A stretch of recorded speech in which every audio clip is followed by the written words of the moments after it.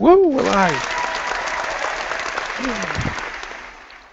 Good evening, ladies and gentlemen. Welcome to the Shadows Mall. I am your host, Marcus Shadow. And tonight I'm going to be taking a look at a movie that just came out at the end of last year, produced by Michael Bay. Don't know the director's name off the top of my head. Teenage Mutant Ninja Turtles. Joining me for this, so I don't have to go through the pain alone, we have our resident Teenage Mutant Ninja Turtles expert and superfan, Chriz, a.k.a. The Mole. Hello. And we have, from TV land over there, the Lair of the Phoenix, Mr. James Phoenix. Hello, and the film was directed by Jonathan Liebesman, for the record. Thank you. Yes, directed by Jonathan Liebesman. Fair enough. So where do we begin with this thing? Let's begin with the story, which sucked big time. Was probably one of the weakest, if not the weakest part of this movie, was the story. I hated the story. I hated it with a passion. There wasn't anything about the story that I actually liked, to be honest. I don't know if you guys agree or disagree. I will say I didn't think it had much of a story, and what was there was not good. But I will also start off by addressing the thing that people keep saying, like I mentioned in the past, of because on the internet a load of people keep blaming Michael Bay for this movie or calling it Bay Turtles and stuff. I will address it. It's bad. I'm not blaming Michael Bay. Only because, like I said, he's a producer. I don't blame Spielberg for Transformers. Why should I blame Michael Bay for this? Plus, he's produced some good stuff in the past, like Black Sails. Absolutely. Yeah, no, I'm not blaming Bay for it. I just said that so people would know which version of the movie I'm talking about here, because I didn't know the director's name. Yeah, you did with produced, which is fair enough. I was just making that one out because of people like, it's Michael Bay's Ninja Turtles. Like, no, it's not. It's produced by him, like you said, which is fair enough. The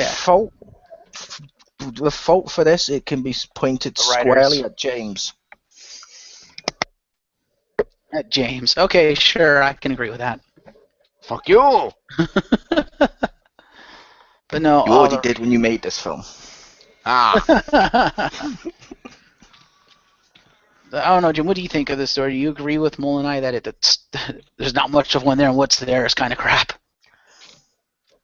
Oh, now I will preface anything I'm saying with the fact that, as a fan of Ninja Turtles, my primary exposure to the Ninja Turtles was the 1980s TV series, and I know that longtime comic fans of the Turtles, like the Mole, felt that was an incredibly bad interpretation of the franchise as well, which is fair enough, but that's just what I'm accustomed to and what comes into my head when I think Turtles because of what I was raised on. I watched some of the old 3 series, and I watched some of the current Nickelodeon series, but that 80s series is the one that tends to resonate with me as being Turtles just because that was what was shown to me as a kid and said, this is Turtles. So, given that fact, and given my willingness to at least give a shot to new things in franchises, I've been known to be a little bit lenient about this kind of thing. While I was not totally pleased with the story, I thought it was cool that they did at least try something different. What I will say about the story is I didn't think they needed to work April O'Neil's background into the Turtles' origin. That was unnecessary. Yes. But I was okay with the concept that, I did think it didn't end up with.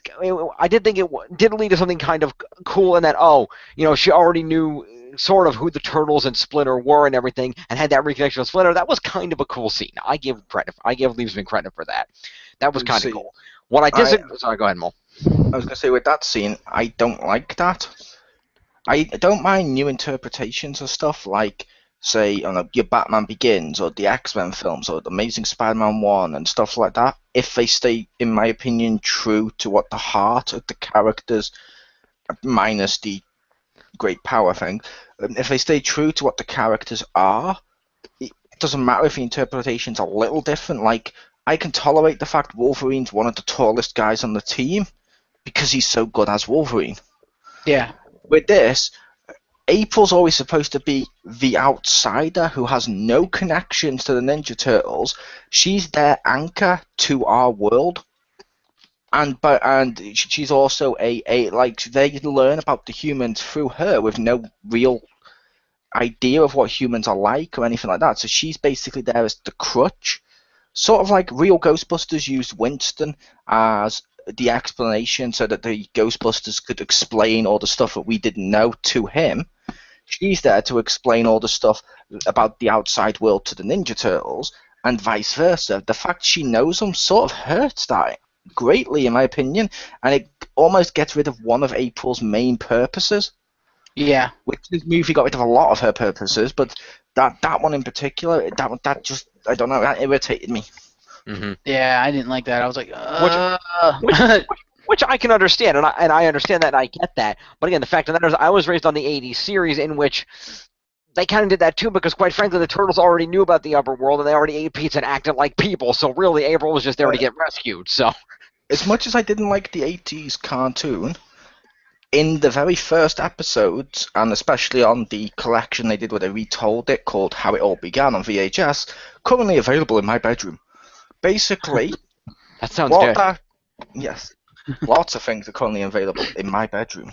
Exactly. But including a live-action one-man show of 50 Shades of Grey. But no, it's basically with that, she was still the outsider at first, because she was the one that told them stuff like, okay, you may understand because you've seen TV, you still need disguises for the outside world, and gave them the trench coats and the hats, which isn't a great disguise, but it's still great within the context of how this world functions, because if they're stupid enough to believe that a Ninja Turtle in a hat is suddenly not a Ninja Turtle, I'm okay with this. It's like when we have the picture of Marcus Shadow with the trench coat and the hat on. I was like, whoa, who's that? You're an entirely different person. Or, by Superman logic, at the same time, every time he takes off his glasses, I'm like, whoa, who's that? he's like a chameleon. Exactly. Well, But April still did the same. April still did the main connection, if that makes sense, and still did the main explaining how the world works to them, because they only know the idealisms from TV. Sort of like the 2003 show. They've watched TV, like Leonardo watched his Star Trek series and stuff like that, but they don't really know. They don't have street smarts. They don't know how it actually functions. They just know the Hollywood interpretation of how stuff functions, and that doesn't necessarily translate into real-world practicality. Which is fair enough, and I understand and I agree with that. Like I said, believe me, I agree that they kind of bastardized the character of April O'Neil in this and made her a completely different character. Which, yeah, if anything, I think that if they wanted to do what they could have done with this movie, if they wanted to make it work, what they should have done is had April O'Neil be there reporting on it and being involved, and had some other new character they introduced that had the background with it. That could have made it a little better. Not good, but better. But anyway, I thought it was kind of good they had a little emotional connection. I thought that was kind of fun. What I didn't like, I was okay with, they kind of knew from the lab and they're connected to the background of the guy who knew the shredder. I'm like, okay, I can accept that. That's fine. What I didn't like were two things. Number one, the fact that they were already named in the lab. No, fuck that. And number two, the fact that Splinter has there's absolutely no mention of Hamato Yoshi anywhere. Just he's just a rat who found a book in a sewer. Like, no, you can't learn. I don't care if you're a mutant rat. You can figure how long have they been down. Figure April grew up, and April is supposed to be what? Let's say 20, and then that means that's in 8 years a rat not only taught himself to be a master of like all forms of ninjutsu, but also taught 4 others. No, that doesn't work. I don't care if you're mutants. No. Yeah, I don't like that. It's like I mentioned with the 80s one, I didn't like changing Splinter from a rat that learned from a human who turned into a rat. It's like, no, that's sort of backwards. I'd be like, if the Shazam film, he was an adult that turned into a kid, not the other way around. It's like, no, that's ass backwards. Don't do that. But with this one, what hurt me with Splinter is Splinter's supposed to be this wise old mentor. He's learned karate or ninjutsu and all these other forms of martial arts by watching his mentor. Cool. This film, he learns it from a book, and when he goes against Shredder, who's supposed to be his equal, that fight's more one-sided than the first time Batman tried to fight Bane in The Dark Knight Rises. That shouldn't happen. Splinter's meant to be Shredder's equal, and what ends up happening, he goes against him, dead. It's like, fuck off. Basically, they're supposed to be equals, and this was almost like, what if Robin decided to try and take on Doomsday? That's not how this should work. Yeah. In all fairness, Splinter did kick his ass for the first 5 minutes of that fight, and then Shredder came back and took him down. But Splinter, I was surprised at how well Splinter was actually doing against him in the beginning of the fight. Like, wow, that's actually really doing really well against him. And then it seemed like the tide turned to Shredder for no reason. Yeah, it seemed like it was Splinter did start off okay. In my opinion, he started off okay, but it was too quick, that change. And once that change happened, they don't seem equals because it was too domination. This was like John Cena versus Brock at the first time for the title. I don't want to see a complete beatdown of Splinter. Don't know. Yeah, I should say at this point, as people can tell, there's going to be like spoilers and stuff. That's number one. Number two, we're going to abandon the whole talk about this, that. We're just going to talk about the movie. So what I wanted to mention was that since we're talking about Shredder, so what some people might not be aware of is that William Fichtner, who actually ends up being the main bad guy of this movie, was supposed to be Shredder. At least this is from what I understand from accounts I've read and articles and whatnot and hearsay, that supposedly he was supposed to be Shredder originally, and then the fans had a huge outcry and basically bitched at the studio and they changed it, which I think works. He wasn't supposed to be Shredder. Really? According to the early scripts and stuff that various people had leaked and read and stuff, he was someone called Colonel Schreider. Who was going to be a white Nazi leader version of Shredder? Yeah, he was supposed to be like that universe's version of Shredder, basically. Yeah, I think the which general is better, but not good. Yeah, I think the general idea is he was just supposed to be a dude in that big armor that they were going to call Shredder versus the movie. And when there was an outcry, it looks like they filmed about a grand total of about 8 minutes of scenes with an old Asian dude, and then just made sure that in the remaining scenes they basically made sure that they showed, William Fichtner's doing this, and here's the guy in the armor fighting, and just said it was the Asian dude, even though when they filmed those scenes, it was probably William Fichtner in the armor. That's what I was getting to, was the fact that I like the fact they made him Japanese. They didn't call him Orokusaki, but I think he's supposed to be Orokusaki. It actually took me aback a little bit when he started speaking Japanese and only spoke Japanese. I was like, wow, they actually went that route. That's kind of cool. But you can tell that Shredder was kind of an afterthought, that it did come later in the process, because they didn't spend any time developing the character whatsoever. He was just kind of this Japanese dude in the shadows. And never once throughout the movie, and this is a huge thing that I hated about the movie and about the Shredder, is the fact that you never felt he was in control. You never felt, because even in the old 80s cartoons, despite the fact that he had Krang, most of the time you felt he was the boss. He was the one in control, except for when Krang was there. But even when Krang was there, sometimes you felt he was in control. But in most iterations, he was stupid in that one, but he was still the boss. If you look at any other iterations of the Ninja Turtles, Shredder is usually the one in control. When Shredder is actually part of the story, because there's been many stories where Shredder's not there, he's dead or whatever. But when he's there, he's the one in control. He's the main bad. Or they replace him with a stupid alien for no reason. Yeah, but in this movie, I never felt he was in control, because it felt, and I think this is what they did, is it felt like they just kind of threw him in there because they felt they had to. And like you mentioned, Jim, the armor, I hate that armor, because you could tell it was not meant to be. It was not meant to be an actual ninja under that armor, or even an actual samurai, because it's more of a samurai armor. It's not even meant to be an actual samurai under that armor. You could tell it was meant to be someone in the armor using it to augment the fact that the guy can't fucking fight for shit. See, I have to say, for the record, I'm okay with it being a more robotic suit. The same reason, when Jim mentioned the alien thing, I'm okay with that, because if anyone's read the comics, they know at one point, right before the comics ended its original run, they were bringing Shredder back, and no one knew how he came back from the dead. And one of the original planned things was it's because he's more of a robot. Thus, the brain thing makes sense as the robot. This makes sense because he's got a robotic suit. It's how he always returns. It makes sense. I just don't think this film portrayed him well. They portrayed him, in my opinion, exactly as bad as the 80s one. Because in the 80s one, I never got the sense Shredder was in charge. I always got the sense that, to put this in Power Ranger terms, because I know these guys watch Power Rangers, I got the sense Shredder was Goldar and Krang was Zed. That's about right. And that never should have happened. Shredder should have been Zed. And that was a huge insult. Yeah, but I still say, at least in my opinion, with the '80s cartoon, he felt more in control in that cartoon than he ever did in this movie. And Yeah. as far as the big honking armor, well, I didn't like the design of the armor. Like the blades were just fucking unnecessary. You know, like you said with the alien thing, fair enough, that makes sense. I wouldn't mind him in big armor, but you have to set a precedent for that, and they set nothing for that. In fact, they made him fucking Japanese. The precedent they set, the expectation they set for me was, okay, this is going to be the Shredder. He's going to be a kick-ass fighter. And then maybe, he's probably going to get defeated in this movie. Maybe he can come back with the armor, whatever. But to have him outright come out in the armor, I'm like, really? So Shredder just can't fight on his own, period? What have you done to the Shredder? Yeah, which I can kind of agree with that.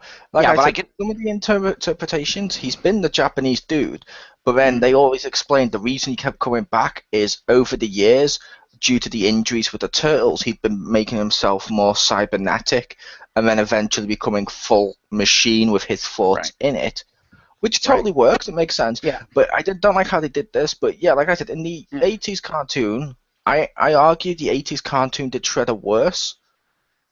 Because I can't think of a single time in the 80s cartoon Shredder actually was a threat. True. In the 80s cartoon, all he did was go, I want to dine on turtle soup. And then escape in his drill vehicle for no apparent reason. Right. Because I am the greatest. Yeah. I do have to say, despite the fact that a lot of people don't like the 80s Turtles, and despite how corny it was, I did have to squee when he pulled out the Tonight I Dine on a Turtle Soup line. They just threw it in there, and I thought that was kind of cool. Yeah, when I heard the line, I had two reactions. My first reaction was, "Oh my god, they put the line in the movie." My second reaction was, "That sounded really out of left field coming from an ancient Japanese dude." True. That was my feeling on my feeling on the Shredder. Sorry, go ahead, Mo. I was going to say, to be fair, old Asian people always scream that line out when they get their robotic suits. Example, did you see what the hell Marcus Shadow did to the dude at GameStop for highly recommended Alien Colonel Marines? He came back in his suit and fucked him up. I like the idea that Jeff just Marcus randomly has like a secret like Bat Cave, Tommy Oliver cave, where he escapes to with giant ninja armor that he could go in like a mech suit. I don't know why. That'd be amazing. No, get it right. That's not his cave. That's the basement of the Ivory Tower. He just borrows it. Yeah. And now you know why my local GameStop has such a high turnaround in staff. Yep. I like the idea. That's Marcus's ability is to any Asian powers ever. Just like Jim's ability is basically to use stuff from books and throw books at people. It's not the greatest power, but it works. But anyway, getting back to the discussion look at hand. The Shredder. Can I talk about the Shredder? I didn't even talk about the Shredder yet. You can.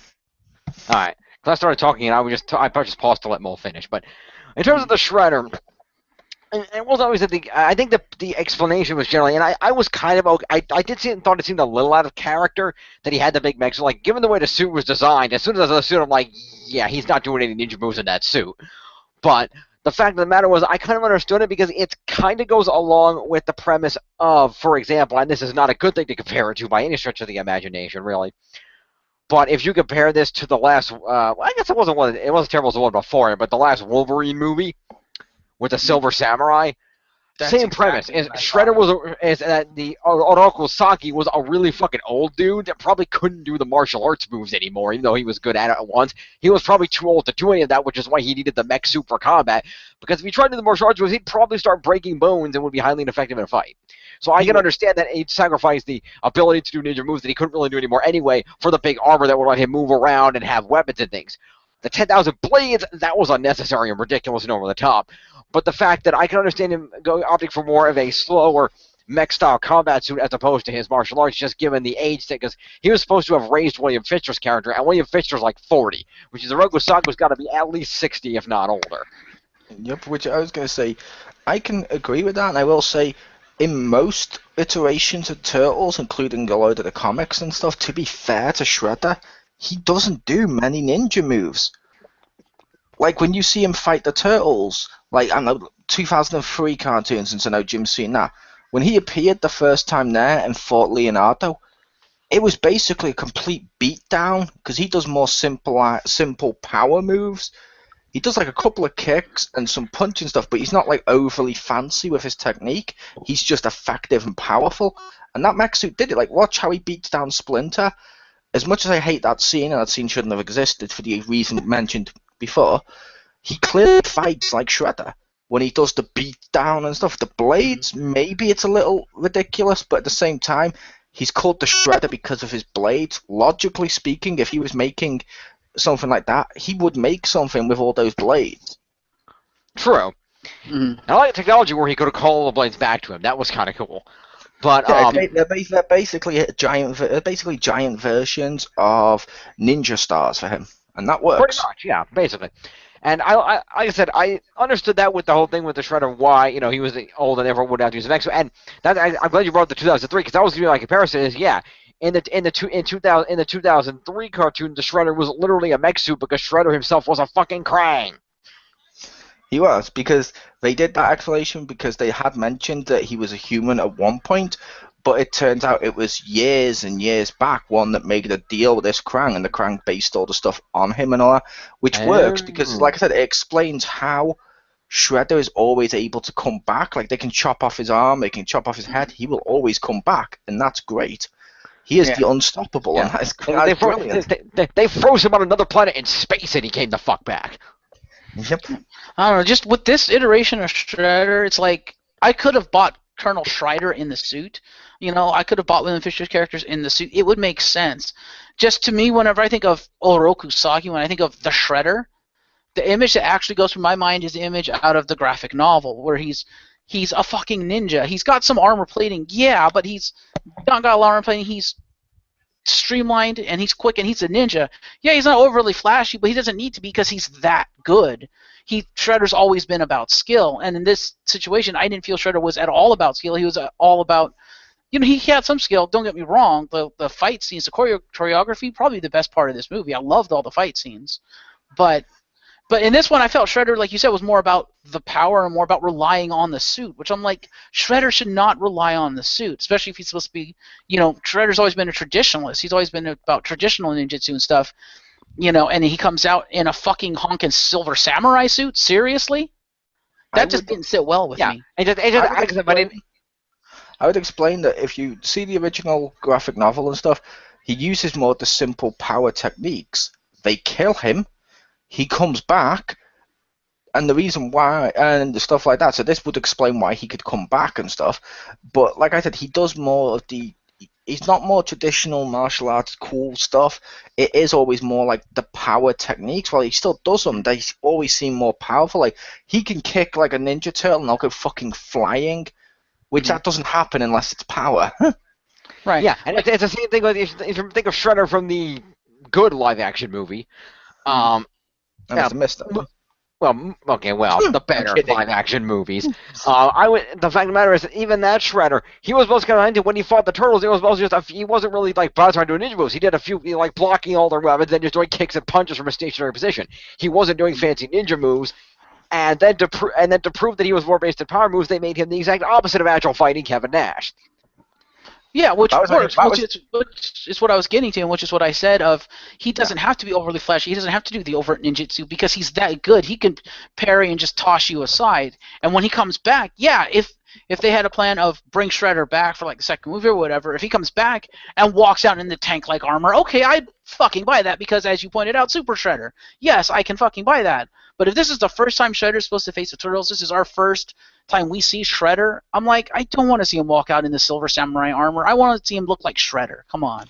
I just want to address for the record, based on what Jim said, he was only Kevin Nash in the second film, not the good one, and that was only after he became Super Shredder so he could grow for the practical effects of how tall he looked. He wasn't Nash during any of the actual fighting. He was Nash for like 2 seconds and falls down. I'm aware I was making a joke. I was just explaining as well for you and also for the audience in case people thought, oh, okay. Fair enough. But yeah, and then, because you guys keep mentioning about how Shredder comes back and he comes back in the big robotic armor, I'm like, that's cool. I could totally see that. I just don't think it works for initial Shredder at all. But maybe that's just... Well, I think in this case it would, only because, think about this, because in all the other, the thing you have to remember is the reason in all the other conditions he would do that is because Shredder had a background with these characters. Oroku Saki had a background with Hamato Yoshi. He wanted to know, it's me, it's Oroku Saki. I'm gonna finish what I started all those years ago. I know it's you, Yoshi, and these are your pupils. I want you to know it's me, and I'm gonna kill you all because I'm better at this than you are. In this instance, this is basically, I'm an old Japanese guy who wants to rule this city, and you're a bunch of mutant freaks that escaped from my adoptive son's lab, and you're basically fucking with my plans, and you're just, I'm not going to go out there, and it's been demonstrated that you guys have kicked the asses of massive armies of people, and I'm kind of an old dude. Yeah, I'm not going to walk out there and try to hand fight 4 guys with masters and ninjutsu that beat up my entire army. I'm going to go out my big fucking mech suit and shoot you with blades. Yep, I just want to say 3 things for the record, which slightly changes the topic, because we've discussed Shredder a lot. Yeah. Mm-hmm.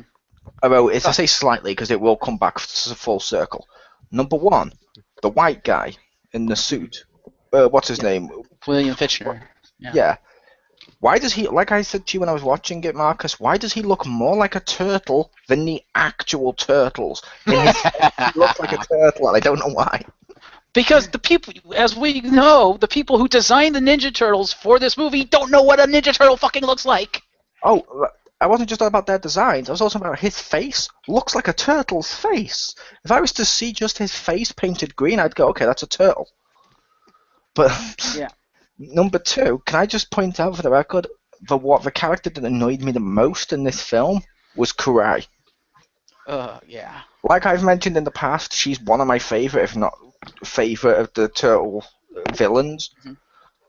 I don't like the fact in this she was just there. Well, she And had that no annoyed the purpose. crap out of me. She had no purpose because they didn't tie Oroku Saki to Splinter. Without that connection, there is no purpose for Kurai's existence. Her entire existence is predicated on the relationship between Splinter and Oroku Saki, whether it be Splinter is Hamato Yoshi or is Hamato Yoshi's pet. That connection is still there, and therefore gives Kurai a reason to exist. Which would bring me to my third point.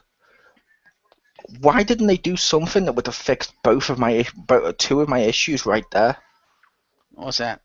They could have had Shredder fighting the Turtles or whatever, and the Turtles looking on to do the no, like they normally do, and Shredder's doing it, whatever. Have Shredder do that, but have Splinter and Shredder be equals. Then midway through the fight, have Kurai just throw a ninja star for her master to protect him into Splinter's leg, and that turns the whole tide of the fight. Suddenly she has a purpose, Splinter seems like his equal, Shredder cheated like he totally would, and he dominates Splinter, we can move the fuck on. That would have made sense. Could. Yeah, they I really still didn't think it would. Yeah, I don't think it would have given Kurai a purpose, but it would have given her more of a purpose than she had, which was none. Well, it would have given her a purpose in that, yes, he's got his armor, but there are certain hindrances to, him being in the armor as it introduced his agility and whatnot, which Splinter clearly had the advantage in speed and agility, the way he was whipping around with his tail and everything. So Kurai is there because Oroku Saki might not be able to fight that style anymore, but she's a lot younger. She can. She can make up for his deficiencies. That's her purpose. Yeah, Fair to enough. put in the perspective I had before with the Power Ranger logic, in my opinion, Kurai should be the Goldar, Yes. and they could have easily used her as a purpose because she really has a personal connection to Shredder or whatever you want to go with. Fair enough, but she's there to train the Foot Clan because she's the one that can actually do the ninjutsu and the fighting stuff. And during that fight, she throws that ninja star with perfect accuracy right into his leg. That makes her credible, gives her a purpose of being Shredder's right-hand person and training the Foot Clan, and fixes the fight. It's just one little scene. Maybe you can also do with other stuff like throwing a scene of her training the Foot Clan and stuff, but Yeah. that's just one scene. Instantly fixes this movie dramatically in my eyes. Mm-hmm.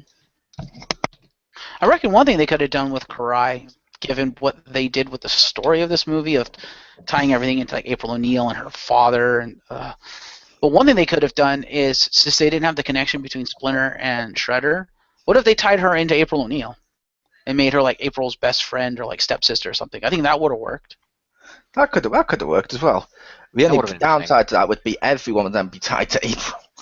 Yeah. Well, it seemed like this was the April O'Neil show because everything in this movie was tied directly to her. Everything revolved around her, which was one thing I absolutely hated about the story. Well, that was part of the Oh, purpose, is trying to tie in that humanized aspect of the turtles into the story to make.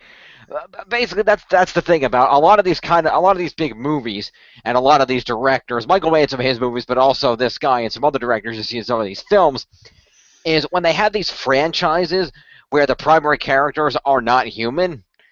They have a habit of feeling like if they want to appeal to a. The problem is they're trying to appeal to everybody. They're not trying to appeal to Transformers fans or Turtles fans or whatever fans. They're trying to appeal to the general audience. And their opinion, which not entirely wrong, when their approach these movies is, okay, we have these characters, but these are hulking machines from another planet, or these are mutant turtles from the sewers.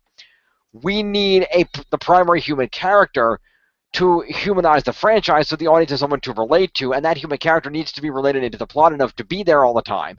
It's the same thing they do with the Sam Witwicky, like, oh, he's going to hang out with the Transformers all the time, we're going to follow his plotline with his parents to try to help Bumblebee with it because he's got Bumblebee as his guardian. That tied Witwicky in. Same thing with this, is we need to tie April in so the audience has a human character to follow in order to feel like they can relate to the franchise, which is not accurate because people related to the franchise just fine before without a damn human character. But that's how these directors who aren't with these franchises and who are trying to appeal to the greatest common denominator of people to make the most money, that's their thought process, I think. yeah. To be fair, that is a great mentality to have. I think it worked well for the first Transformers film. However, my thought with this is you didn't need to tie her to their backstory. She's tied to them the second she meets them, and she becomes their anchor. She's heavily tied to them, and we can still follow her story. Mm-hmm. Yeah, I mean, they didn't need to tie the entire plot to her, because the story of this, for those listening, is basically the Turtles and Splinter were test subjects in a lab run by William Fichtner's character and her father, and they ran experiments on them, I guess trying to mutate them or whatever, and they found it kind of didn't work. But during that time, young April O'Neil, would feed the Turtles and Splinter and whatnot, and she named them. And I can't remember if she put it on or if it was part of the scientific process. I think it's part of the scientific process, but there was these little colored patches on the backs of their shells to differentiate which turtle was which when you look at the big grown-up mutant turtles, the patch is still there, which I thought was a nice touch. Yeah, well, that's the thing. That's probably just whether it was her, the scientist, is irrelevant. Anybody who has ever owned turtles or something like that will tell you that that's what everybody who owns turtles does. Because you got 4 turtles, you can't tell them the fuck apart. Yeah, which works. But she named them and she befriended them, and then her father didn't like what Fichtner was doing, so he was gonna cut the whole thing off. Fichtner got pissed off. The standard lab fare of one of them goes bad and blows up the lab and stuff. So April takes the turtles and Splinter runs with them and puts them into the sewer. And Oh, sorry. You go first. You finish your thought. And so, cut to the events of the movie where they've all grown up. Splinter has basically learned ninjutsu out of a book, which is fucking bullshit.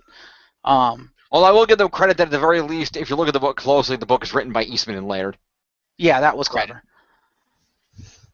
Though I don't think they ever said how Splinter knew what their names were, because he obviously didn't name them, because April did, which, again, bullshit. Right, but the fact of the matter is, Splinter did mention that he was aware enough at the time in the lab that he knew who April was, and he heard the surroundings. And April said their names like 10,000 times, so Splinter would have heard their names. Yeah, But guys, listen, you get this for a main villain plan, which is fucking retarded. Okay, so the whole thing is Fichtner was trying to create this mutagen as basically kind of going with the ultimate Venom approach of he wanted to create this mutagen to save lives, to cure disease, whatever, cure cancer, stuff like that. And it failed, and he got all pissed off when it failed because he lost all his funding, yada yada yada, and he became evil and got evil funding.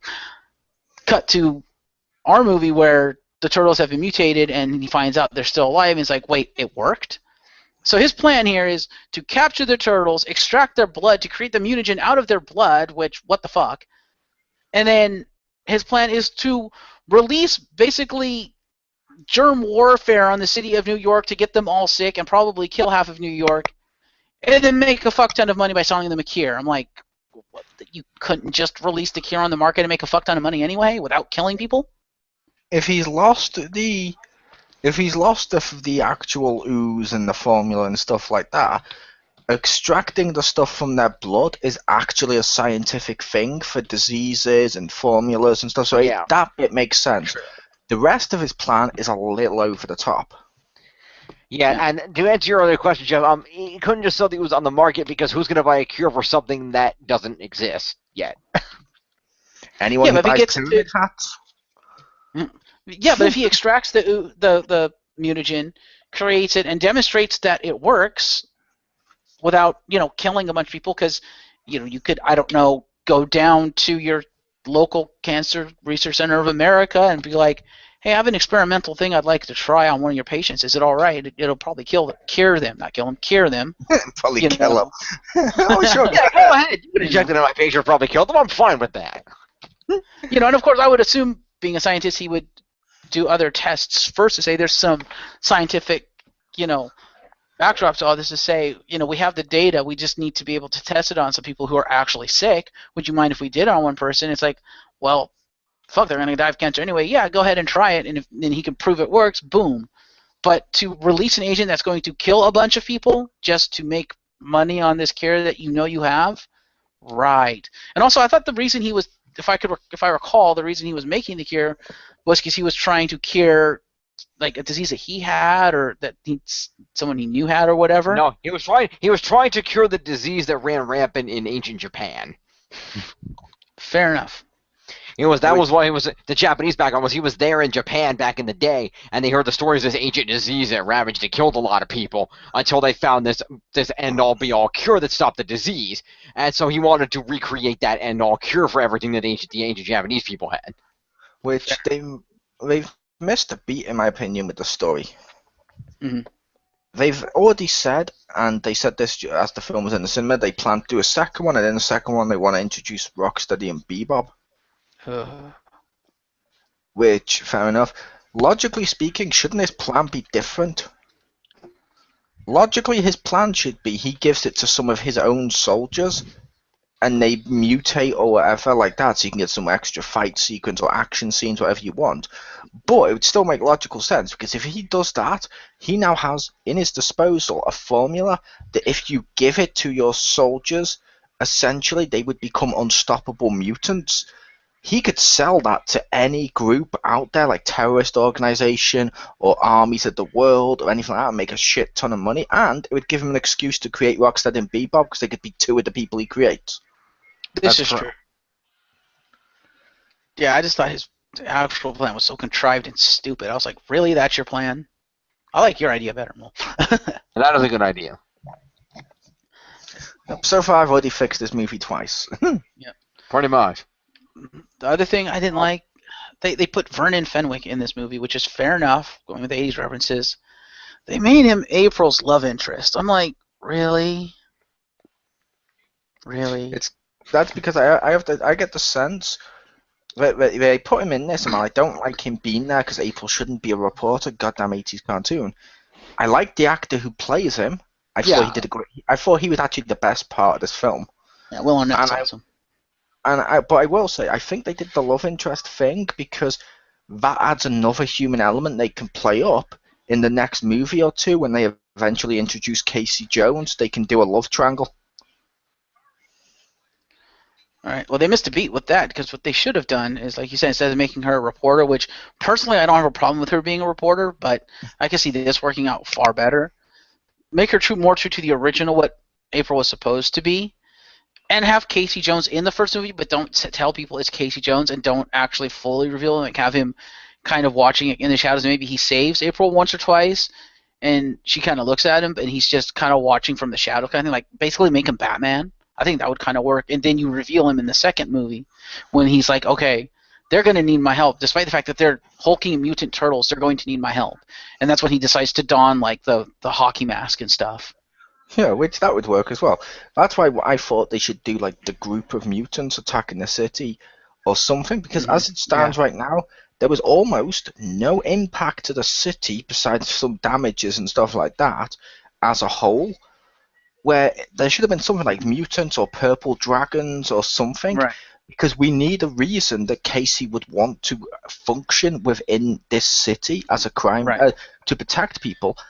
The mutant thing I suggested would be a great thing if he sees the dangers of this city, so he dons the costume and then just starts to show up.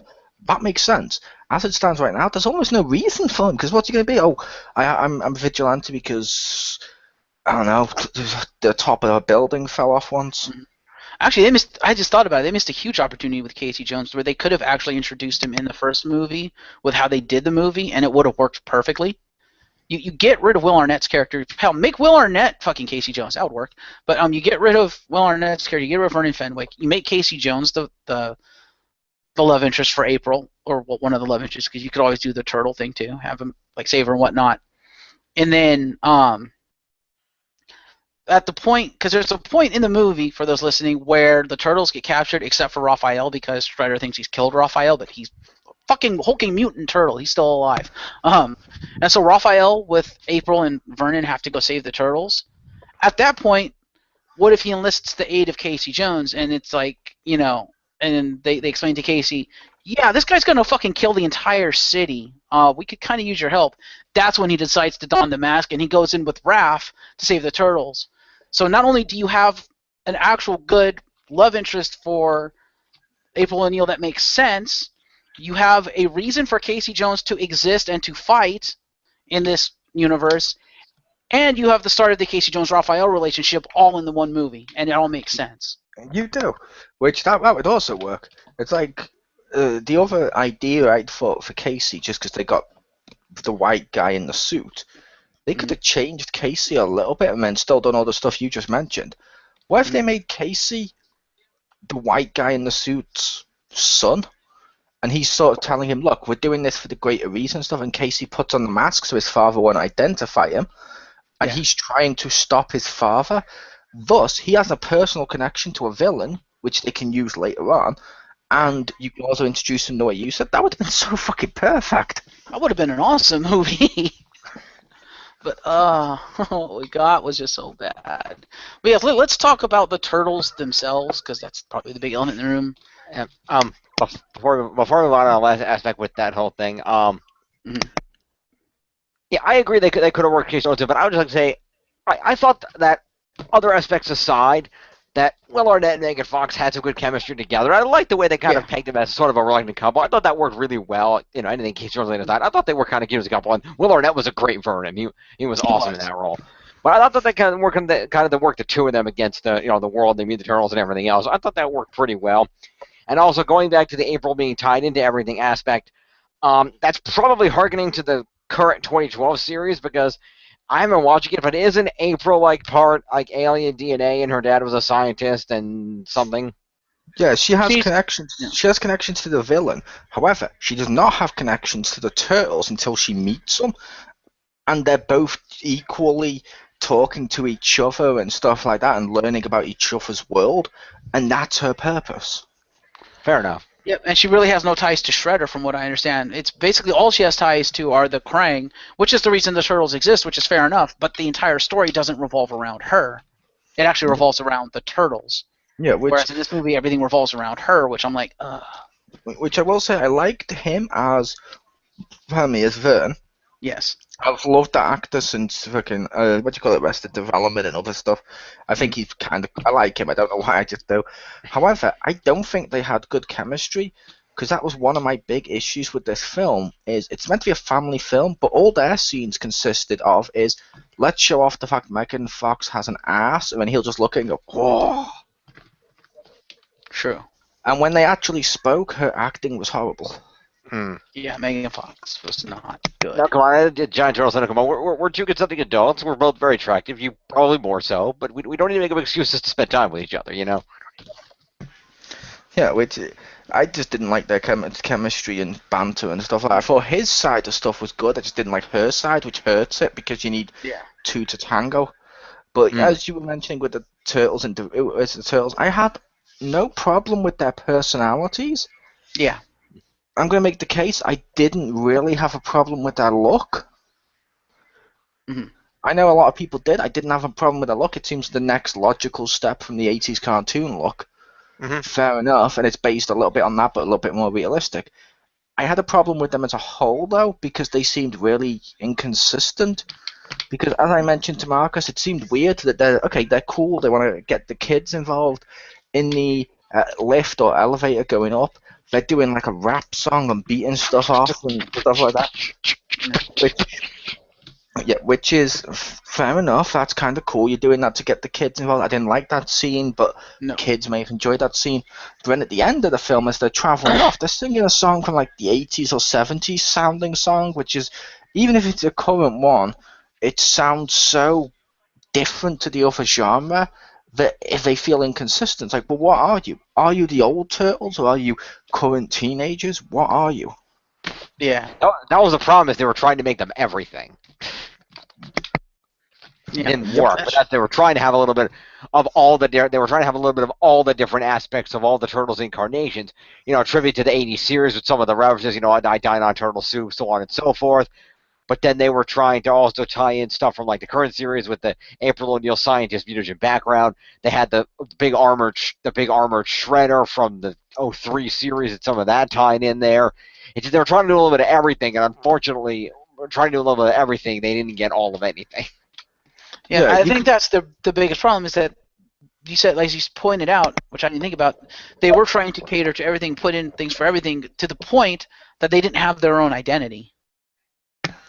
Yeah, which I would make the case you can do that though, because like I believe, like for example, Amazing Spider-Man. Let's go with that one. They included stuff from the Ultimate Comics. They included stuff from the 616. They put both together and it worked. They included backstories for villains that were even new but still fairly true to their source. Like I said, little bits of the cartoon elements. At one point, I believe like there was his ringtone or something was like it sounded like the Spider-Man tune. It does, yeah. Which is perfect and stuff. And it's like they did a good job. This one just thought that if they did that, that would be enough without trying to blend it in a good way. Yeah. Yeah. Because like the Turtles should have been like regular teenagers and all hip hop and stuff like that. That would have worked. You could have done Shredder as the 2003 Shredder, and that would still work against these versions of the Turtles. You could do April like the 2003 one, but also like the 2003 one, like the current Turtles cartoon. But you need to make her younger to do that, not mix elements of the 80s one with that one, because part of the reason that one works with the other one is she's a teenager like the actual Turtles. She's going through her own coming of age self-discovery like they are, and that works. It doesn't work for her as an adult reporter. So you know what I mean? They should have honed in better on what they took from what. Yeah, to make their identity. Yeah, that makes sense. But in terms of the Turtles themselves, when I went into this, I saw only the trailers, of course.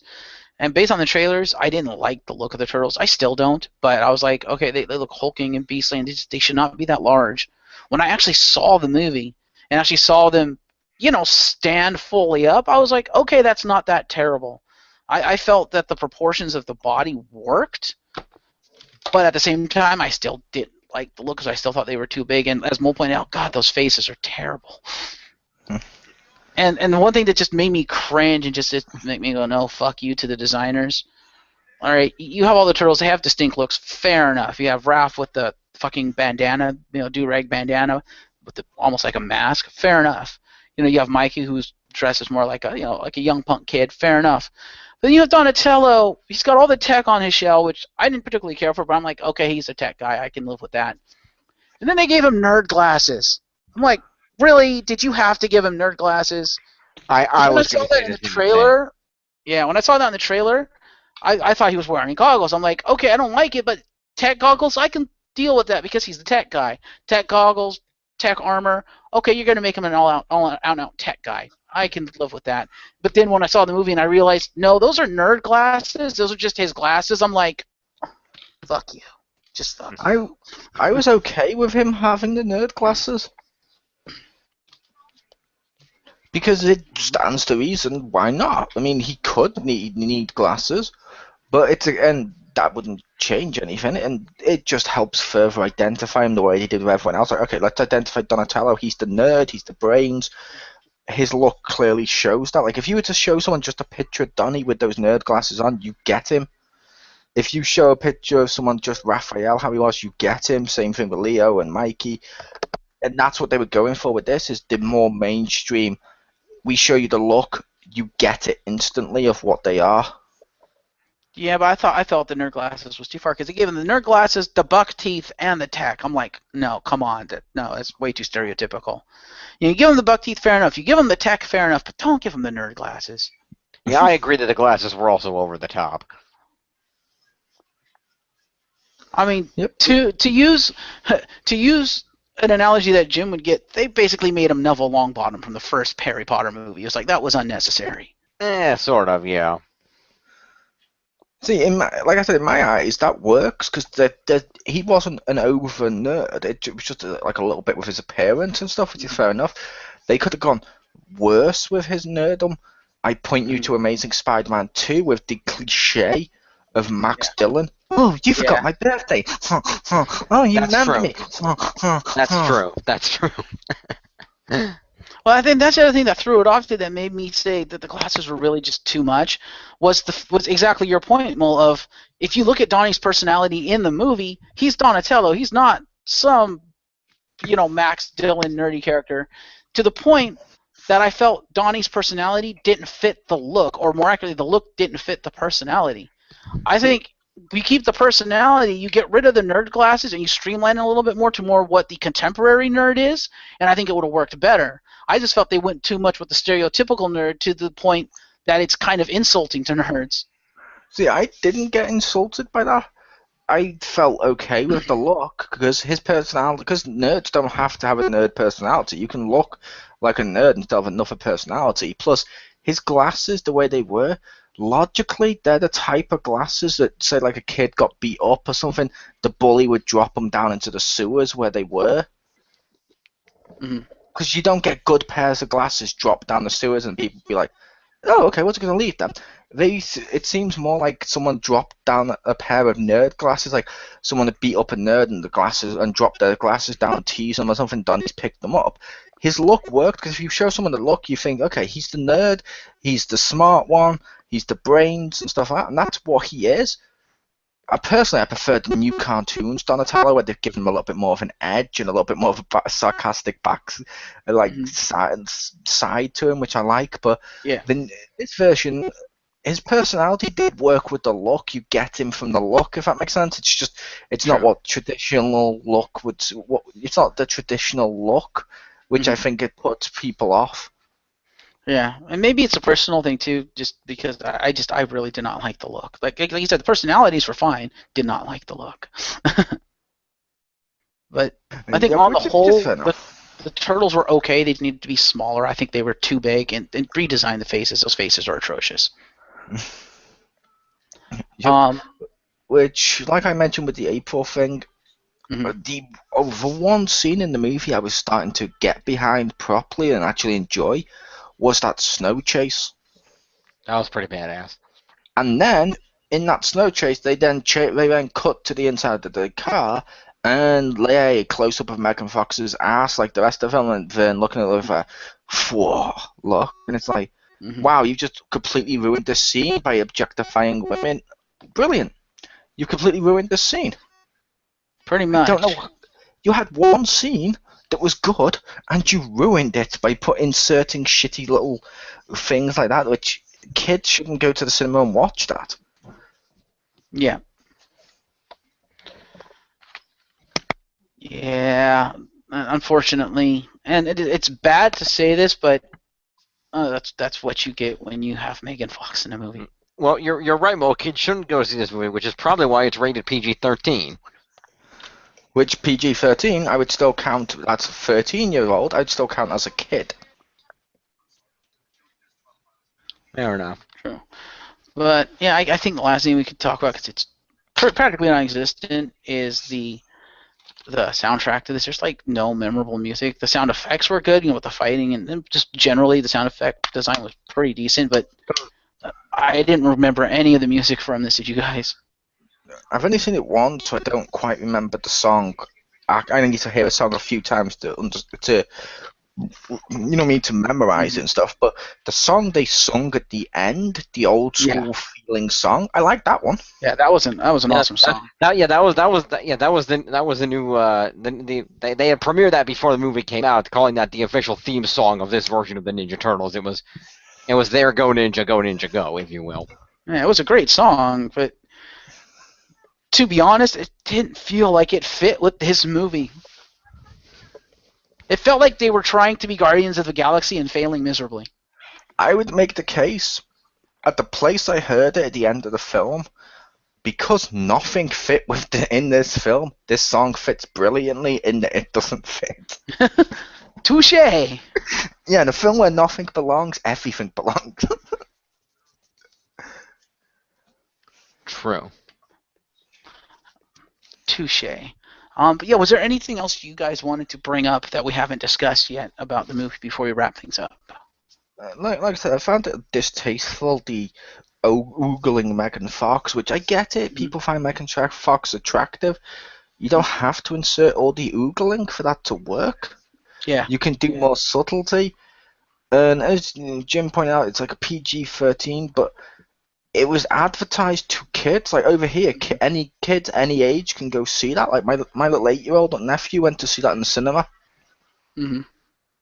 And it's a case. And to be fair, he did like it, but it was a case of you shouldn't be able to see that with the ogling at the women and all the stuff they included. It's like it feels like they tried to include adult humor in a kid's film, which works, but they did it non-subtly, so it doesn't work, and I don't like that. And it also felt like, I can't believe I'm going to say this, this film should have been longer. Yeah. This film was an hour and a half, but they crammed so much shit into it, it didn't fit. Maybe this film would have been more enjoyable if they could have stretched it out and give us more story and flesh out some of the backstories and fix some of the stuff we had problems with, yes, but if they stretched it out, this could have been good. Yep, I think the hour and a half enjoyable.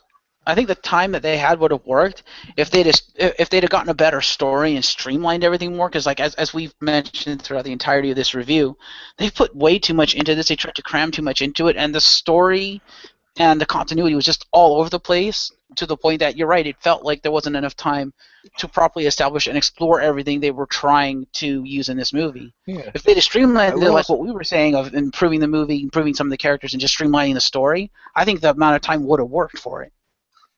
See, I also don't think the amount of time would have worked, because they're trying to do like a superhero film, like The Amazing Spider-Man and stuff like that. Most superhero films nowadays are not an hour and a half. A lot of films are an hour and a half. That was the old days. Nowadays, they're at least 2 hours to 2.5. True. And this one felt like it tried to say, no, this film's bad. We realize you're not going to be able to watch this for much longer. Boom, hour and a half. True. Very true. I think one last character we should mention, just because of who plays her, before we leave, is Vern, played by Whoopi Goldberg. Or I don't know what they called her in this one. I can't remember because it's female Vern, but Velma. Okay, fair enough. No, I'm kidding. That sounded like a female Vern. Do you remember what they called her, Jim? Bernadette Thompson. Bernadette. Oh, they called her Bernadette. Okay. Bernadette Thompson. Yeah. Well, the character's name in the cartoon is Bern Thompson, not Vern. Oh, fair enough. Most people don't realize that. But yeah, I thought she was a waste. I'm like, really, you get Whoopi Goldberg and this is what you do with her? To be fair, this is Whoopi Goldberg now. Yeah. Well, I didn't think she was bad. I thought she did fine. It was just kind of a waste of her talent. I don't know. What you guys think? Like I said, it's current Whoopi Goldberg, so I don't think it was necessarily a waste of her talent, because I've seen her in other bad stuff. Mm-hmm. Like one of the Muppets Christmas ones with David Arquette as the angel. Mm-hmm. Which that happened, but it was a case of... Was he holding the WCW title? He was not. Oh. but it was a case of her character sort of needed to be there because April needs a boss to send on these assignments. Mm. But that scene just felt like, I don't know, it just felt like, okay, it happened because it has to happen in Yeah. terms of the practicality, not because it has to happen within the story. And it's like, it just Yeah. felt like filler in a short It ass did. film. Yeah. Yeah, it did. And I'm not questioning the character being there. I agree the character needed to be there. I just thought it was wrong of them to cast Whoopi Goldberg as a character. I thought it was a waste to cast her as the character, is what I'm saying. See, like I said, if they'd done the scene better, it wouldn't have been. Yeah. But for me, like I said, current Whoopi Goldberg, I have no problems wasting her a bit. I know that sounds bad, but because she's not that good nowadays. However, yeah, I think the scene should have been better, if that makes sense. Like, I'm sort of like in the middle-ish. Mm-hmm. Jim, what do you think? I agree. They could have done more. They could have done more with the scenes of Whoopi Goldberg and used her better. It was, but in all fairness, the role was really just a side character, and it's really just the purpose of being the boss there to basically chide Megan Fox and not listen to her when she's saying that the turtles exist and the Foot are doing this, that, and the other thing. So it wasn't a major role to begin with. There was limitations of what they could do with her. Right. And if they had done the story better, I mean, I know Mole doesn't like the movie very much, but take the first Ninja Turtles movie. One of the changes they made from the original story, the comic, to the movie, which I liked and I thought it was a brilliant idea, was they took April's boss and tied him directly into the story. Not they didn't revolve around him, but they tied him into it by having his son be one of the Foot members, and there's a whole subplot there of trying to get his son, for lack of a better term, to see the light and to try to get his son back while trying to balance his job as the boss of this news place, and then also seeing April's journey and the Turtles' journey through his eyes. I was like, that's kind of cool, and I like how they did that. They could have done something similar here if they wanted to actually have a reason for Bern or Bernadette to exist. Oh, I will say for the record, I don't overly hate the original Turtles film. I think it was okay. It was enjoyable. Mm-hmm. I will just say though, I think it's my problem with it, I think it's overrated because I think people look at it with nostalgia goggles instead of as an actual film. And as a Turtles film, it's like that does it. I don't know. It's not as good as it could have been, if that makes sense. But people rate it as being like awesome. Right. Fair enough. But yeah, I was just using that as an example of how you take her boss and you do it right. Yeah, they did a much better job with the boss. Hell, Man of Steel did a great job with Perry. She should have been like Perry. Maybe, although if you watch our review available now on the X Pound, I did mention I thought Perry was kind of a waste in that movie too. I felt they did a better job with him than Bernadette in this because he actually had a semi-purpose and he had more screen time and actually did other stuff. But it felt very similar to me, at least that's my opinion anyway. Yeah, to me, I liked what they did with him in there. Like he was more hands-on. He helped save people. You could tell he was a True. good person. He was also there to recruit Clark at the end and various other stuff. I thought, like I mentioned in the review, I liked his portrayal, and I thought they did a good job with him. And I honestly think just because I don't think that character could be much better than that, if that makes sense. True. So it's like that's what Whoopi Goldberg should have been. Is more that and less just there because it says we need a Perry scene quick. I'll just say 2 lines. Yeah.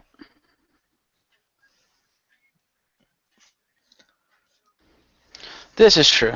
This is true. Jim, opinions? I agree. I don't got much else to say on it. You agree with?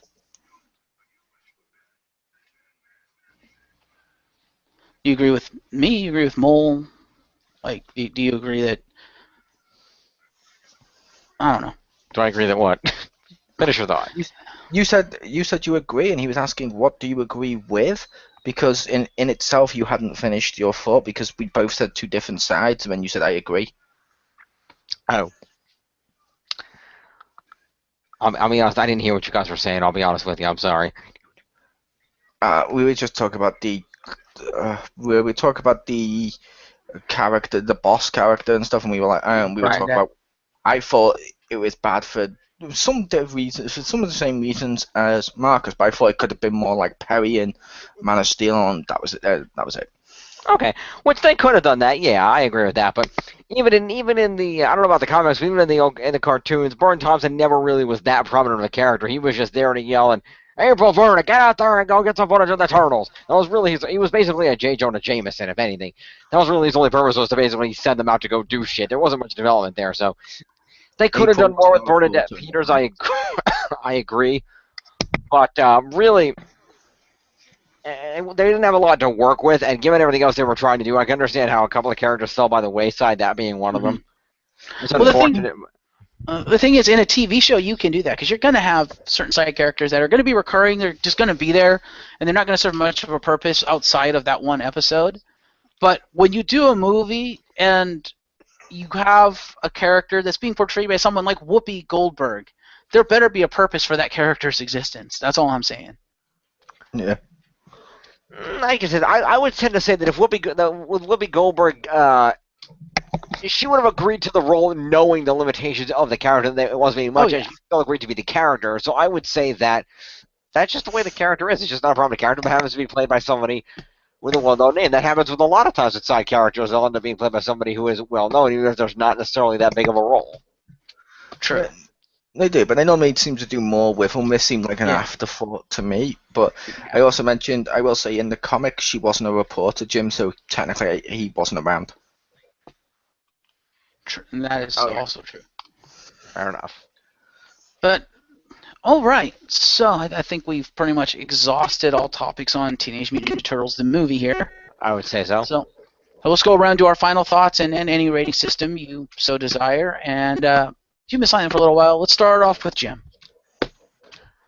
Overall, I probably have more of a positive opinion on the film than most people. I will say that overall, I enjoyed the film. Did it have problems? Yes. Did I still enjoy the movie? Yes, I did. I agree that there were some issues with the storyline. I thought the way they had worked in an emotional attachment, and it was April sort of coming home to these, pets that she had known and cared for so many years earlier, and that they kind of viewed her as their savior. I thought that was a cool new aspect take on the characters. Yes, it kind of killed what April used to be, but I still thought it was an interesting plot line that they chose to use, and I thought that was kind of interesting. I didn't like the fact they were already named, and the fact that Splinter didn't know the ninjutsu from beforehand. That I disagreed with, but I thought it was an interesting take on the characters. Overall, I disagree, obviously, with the random objectification of Megan Fox, but that was a given as soon as you cast her, unfortunately. I didn't think Donatello needed the glasses, but I did like the Turtles' aesthetic overall. I thought they were individuals, and they look really cool. So I did like that. I liked how they still tied into the whole aspect of, they used Raphael to tie in the aspect of they are brothers and a family, and they do love each other, and they love Splinter as their father, and how they worked that in, which I thought was really cool, to make sure that was driven home. Overall, if you're a strict fan of Ninja Turtles, you're not gonna like it. It's not gonna hit you. If you're not necessarily a fan of Ninja Turtles, this probably isn't your best introduction to it, but it's still an enjoyable film from that standpoint. And as someone who's only really seen the 80s series and a little bit of the others, I enjoyed the movie. I like some of the references. Disagree with parts of it, but it was still an enjoyable movie. I would say, don't go out of your way to buy this DVD, but if you happen to see it sitting at your local library, you can check it out for free, or if somebody has it and they're willing to loan it to you, give it a watch, or you see it on TV. It's only an hour and a half of your time. Give it a watch. It's not terrible. It's nothing to write home about, nothing to go out and buy, but if it happens to be on, you have nothing better to do, and you happen to like the Turtles, it's worth giving it a shot just to say you saw it. Fair enough. Over to the mole. Honestly, this film was terrible. It failed as a Ninja Turtles film, and as a film, it fails. The acting's terrible. The effects look kind of cool, but if that's all you can get from a film, that's not a good thing. The story's all the hell over the place. It doesn't know what the hell type of film it wants to be. It's got the wrong ideals with a load of other stuff, and this is basically the definition of made for money. Mm-hmm. I would highly recommend you avoid this. It's not quite Amazing Spider-Man 2 bad, but it's still bad. And it's still one of the worst films you will watch this in the last year or two. It's terrible. Avoid this film at all cost, just because I feel if you watch this film, you will feel your brain become stupider. You will watch this film and I don't know, you'll just lose faith in humanity. It's a horrible, horrible film. It shouldn't exist and it should be avoided so it doesn't make money. Because if it makes money or if people support it, they're going to keep making massive amount of sequels to this horrible filth, and that's going to spread, and I don't want that. So that's my opinion. Fair enough. I'm kind of in the middle. I too think this movie sucks. It's not a good movie by any stretch of the imagination. It's not a good Turtles movie at all. But did I enjoy it? Yes. I thought it was better than I expected it to be when I went in. And that might be because when I went into it, I expected it to be complete and utter shit. Was not too disappointed in that. But like I expected the Turtles to look like ass, and when they, like I said, when they stood up, I was like, okay, I could kind of buy that. I still don't like the design, but they don't quite look like ass. I'm cool with that. But yeah, the story's all over the place. It's contrived. It makes no sense. It's obvious Shredder was shoehorned in just because it's obvious they had other plans for him, and because the fans, had the outcry, and rightfully so, they changed it kind of at the 11th hour. It felt like they designed this movie to revolve around Megan Fox, and I have to kind of wonder how much of the story decision was made after they had cast Megan Fox as April, because she was cast very early on. Because oh, we got Megan Fox for this, let's revolve everything around her. It's like, no, just no. One thing I did want to mention that I forgot to mention earlier on was Tony Shalhoub as the voice of Master Splinter. Now, I love Tony Shalhoub. He's a great actor. He's won Emmy Awards and stuff. Loved him as Monk. He's got a great voice. His voice for Splinter is not terrible.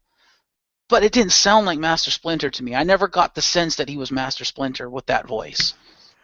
I've mentioned that to you before now. If Splinter's supposed to sound wise and all-knowing, and he just sounded like a dude. Yeah, like an older dude, exactly. Which is too bad because Tony Shalhoub is such a talented actor. When I heard he was cast as Splinter, I had my reservations, but I was like, it's Tony Shalhoub. He can make this work. He's good enough. He can make this work. And then when I heard it, I was just like, yeah, that's not Splinter, dude. But, despite all the flaws in this movie, the nerd glasses, the Shredder, I hate the fucking armor. The fact they made Vernon the love interest and all that, I still at least enjoyed it. Like at the end of the movie, I wasn't sitting there saying, oh, this movie is complete and terrible and crap, and and I didn't enjoy the movie at all. No, I enjoyed it because there were legitimately funny parts within the movie. There were some good jokes. There were some cringeworthy stuff that I just kind of facepalmed at, like the beatboxing thing. I mean, I knew it was coming, but in the trailer, they don't show you the whole thing. Seeing that entire scene played out in front of you, it's like, yeah, that should not exist. But like I said, legitimately funny stuff. The fight scenes were probably the highlight of the movie. I loved the fight scenes. The choreography was really good. I really enjoyed that. But on the whole, the movie was not a good movie, and it was definitely not. I wouldn't even call it a Ninja Turtles movie at this point, good or otherwise. It was not a Ninja Turtles movie. You could take the Ninja Turtles out of it, and it probably would have made it a much better movie because you wouldn't have the preconceived notions of what a Ninja Turtles movie should be in your mind. It would have made it a lot better movie. Would it have made it a good movie? No, but I think it would have made it more tolerable. I would probably agree with Mole, put this on the avoid list, especially if you're a Ninja Turtles fan. However, if, like myself and Mole, I don't know if Jim does, but if you have, like, say, Amazon Prime, or if you have, like, Netflix or something like that, and that pops up on there, and you have been interested in at least checking the movie out, then I would say, well, it's not going to cost you anything, so yeah, check it out just for your own edification. As Jim mentioned, it's only an hour and a half long, so it's not going to be that long, as long as you're okay with spending an hour and a half watching complete schlock. But, feel free to check it out for yourself. Don't pay any money for this movie. It's not worth it. I would give this a 5 at best. So. Out of 10. Oh, well, that is generous. I thought you were going to say out of 100. I was going to say, okay, that's pretty accurate. Fair enough. But yes, that'll do it from the Shadows Maw for Teenage Mutant Ninja Turtles 2014. Thank you, James Phoenix and Chriz the Mole, for joining me for this review. You're welcome. welcome. In surround sound. I just knew he was going to do it. He did. And thank you, to listeners, for listening in. This review's almost been as long as the movie itself, which is kind of surprising, but I guess we had that much to say about it. So until next time, which will be next Monday when we review Star Trek III: The Search for Spock. So join us for that one. I have been your host, Marcus Shadow, with the Shadows Maw. And speaking of Spock, tune in straight after this for a Leonard Nimoy tribute. True. Indeed. Well, good evening, everyone. Peace.